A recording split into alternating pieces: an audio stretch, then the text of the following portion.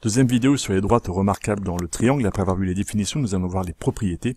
Il s'agit donc aussi de rappels de collège et là, clairement, très rapidement, des compléments pour le lycée. La première propriété est assez évidente, on va y passer rapidement, pour dire que toutes les droites remarquables relatives au sommet principal d'un triangle isocèle sont confondues. Pour être clair et rapide, on a un triangle isocèle ici, on voit qu'il a deux côtés de même longueur. Le sommet principal et le sommet qui est en contact avec les deux côtés de même longueur. Eh bien, toutes les droites remarquables issues de ce sommet, relatives à ce sommet, sont confondues. La bisectrice, qui est ici, va aussi jouer le rôle de médiane, puisqu'elle passe par le milieu du côté opposé, de hauteur, puisqu'elle lui est perpendiculaire, et de médiatrice. Et c'est encore plus fort pour le triangle équilatéral, puisque ce qui était vrai uniquement pour le sommet principal d'un triangle isocèle est vrai pour chacun des trois sommets de mon triangle équilatéral. Chaque droite remarquable issue d'un sommet du triangle équilatéral, eh bien, est confondue avec les autres, et donc, quand on trace comme ça dans un triangle équilatéral, on a tracé les 12 droites remarquables.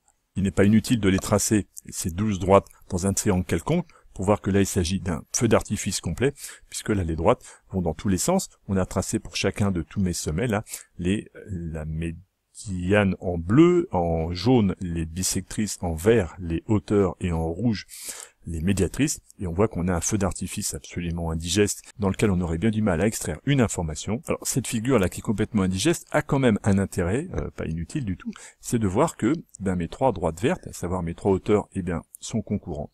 Mes trois droites bleues sont concurrentes, mes trois droites jaunes sont concurrentes et mes trois rouges sont concurrentes.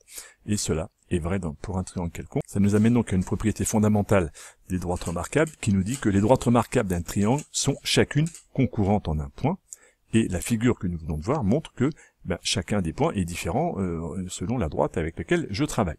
On voit bien qu'il y a 4 points de concurrence ici pour les 4 droites. Malheureusement, évidemment, les 4 points ne sont pas confondus et ne représentent pas le même objet. Donc là, malheureusement, pas d'autre possibilité que de les prendre une par une. On va d'abord s'intéresser à la bleue, aux médianes, à ce point-ci, qui est le point de concurrence de mes 3 médianes. Et on appellera ce point-là le centre de gravité.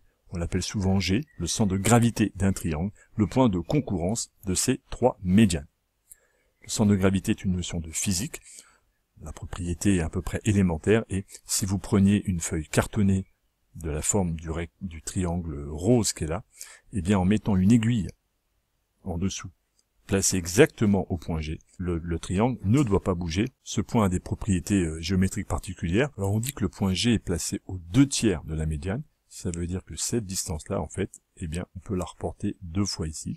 Le point G est aux 2/3 de la longueur AI, en fait, si je m'intéresse à cette figure. Et donc, dit autrement, la distance AG est égale à 2/3 de la distance AI, et de même, eh bien, la distance BG est égale à 2/3 de la distance BJ, et la distance CG est égale à la 2/3 de la distance CK. Si je reviens à mon cas général ici avec mon triangle quelconque, je vois que les 3 droites vertes, mes 3 hauteurs sont aussi concurrentes, et donc on va appeler orthocentre, ou on l'appellera le point H, le point de concurrence des 3 hauteurs d'un triangle. Ce point-là n'a pas de particularités significatives qui sont notées dans ce rappel de cours. Pour poursuivre, nous allons rappeler une propriété des médiatrices. Nous avons ici placé un segment AB avec la médiatrice qui est tracée ici en noir, et nous avons placé un point M sur la médiatrice. On voit bien que tous les points qui sont sur la droite, là, sur la médiatrice, eh bien, sont à égale distance de A et B, sont équidistants des extrémités du segment, et pour être à équidistance de A et B, il faut être absolument sur la médiatrice. Cette propriété peut se rédiger comme ceci, même si la notation MED est un petit peu limite, on va se l'accepter. M appartient à la médiatrice du segment AB, est équivalente. Attention à ce symbole-là, équivalence, ça veut dire que la propriété est vraie dans les deux sens. Si M appartient à la médiatrice, alors AM est égal à MB, et inversement, si AM est égal à MB, alors M appartient à la médiatrice. À partir de cette propriété-là, nous allons réfléchir maintenant à ce qui se passe lorsque nous traçons les 3 médiatrices d'un triangle.